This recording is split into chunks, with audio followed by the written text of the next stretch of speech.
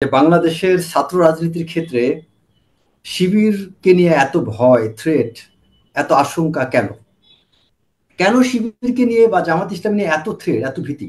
এই থ্রেট, ভীতি কিন্তু তারা রক কাটে, পা কাটে, হত্যা করে, এটা ওটা অনেক অনেক কথা আছে না, এগুলোর জন্য না, তাদের শক্তির জন্য না।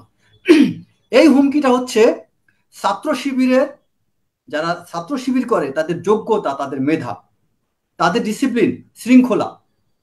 কারণ ছাত্র শিবিরের ছেলেরা শৃঙ্খলা রক্ষা করে, তারা উচ্ছৃঙ্খল হয় না অন্য কোনো ছাত্র রাজনীতির মতো। ছাত্র শিবিরের মধ্যে সততা আছে। একটা ছাত্র শিবিরের ছেলের সম্পর্কে কোনো দুর্নীতি কেউ প্রমাণ করতে পারবে? আমরা যদি তুলনা করি, যে কথা রাশেদ খুব সুন্দরভাবে ব্যাখ্যা করছেন, পারবে কেউ? সব দলে পাবেন, কিন্তু ছাত্র শিবির একটা বের করেন তো।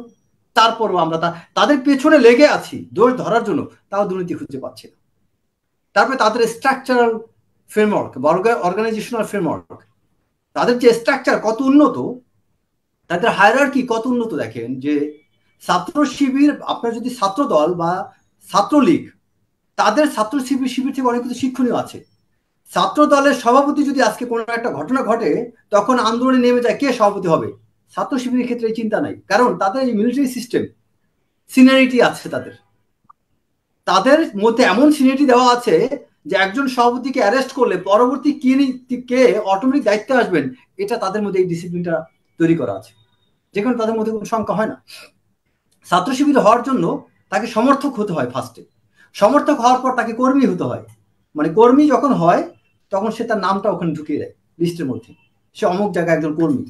কর্মী পরে সে সাথী হয়, সাথী হওয়ার পরে, এবং সাথী যখন হয় তাকে তখন তখন কিছু চর্চা, কিছু বিষয় অনুশীলন করতে হয়, যেমন পড়াশোনা, তাকে কিছু নিয়ম কানুন মেনে চলতে হয়। আপনি দেখেন এটা কোন ছাত্র রাজনীতি এটা আছে?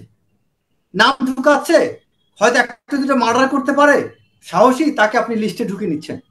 কিন্তু ছাত্র শিবিরের ক্ষেত্রে আপনার যে ক্রাইটেরিয়া দেওয়া আছে, সেই ক্রাইটেরিয়া আপনি ফলো করার পরে আপনি সাথী হতে পারেন।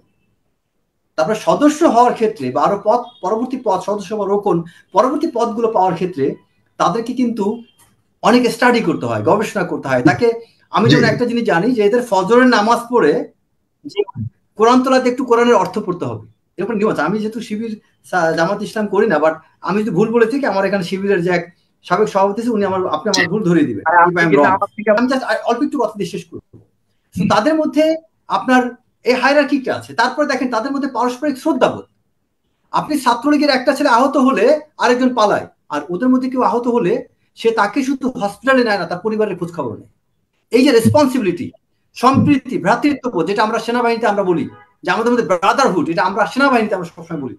আমি সেনাবাহিনী সেই ব্রাদারহুড আমি তার চেয়েও বেশি দেখেছি এই শিবিরের মধ্যে দেখতে পাওয়া যায়। তারা এক কথা প্রকৃত যোদ্ধা। তারা এখানে যেভাবে গবেষণা করে, জ্ঞান অর্জন করার জন্য যে চেষ্টা করে।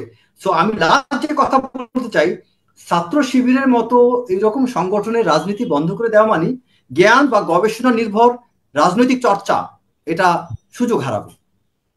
আমি মনে করি ছাত্র শিবিরের পাশাপাশি অন্য ছাত্র সংগঠনদের পড়াশোনা করা উচিত, শিক্ষা অর্জন করা উচিত, গবেষণা করা উচিত, তাদের মধ্যে কম্পিটিশনটা গড়ে তোলা উচিত, তাদের জ্ঞানের সাথে কম্পিট করা উচিত।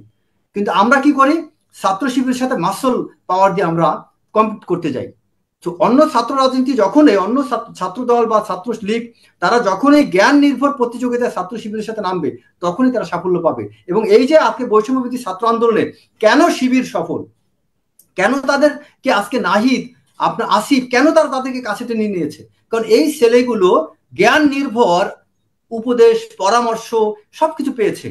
তাদের আর্থিক, এখন তারাই তো হতভম্ব যে কেন ছাত্র শিবির ঢাকায় বিশ্ববিদ্যালয়ে রাজনীতি শুরু করেছে, সে জায়গায় তারা তাদের এটা এটা এটা এটা এটা যদি তারা হতাশ হয়, তাহলে তারা অকৃতজ্ঞ।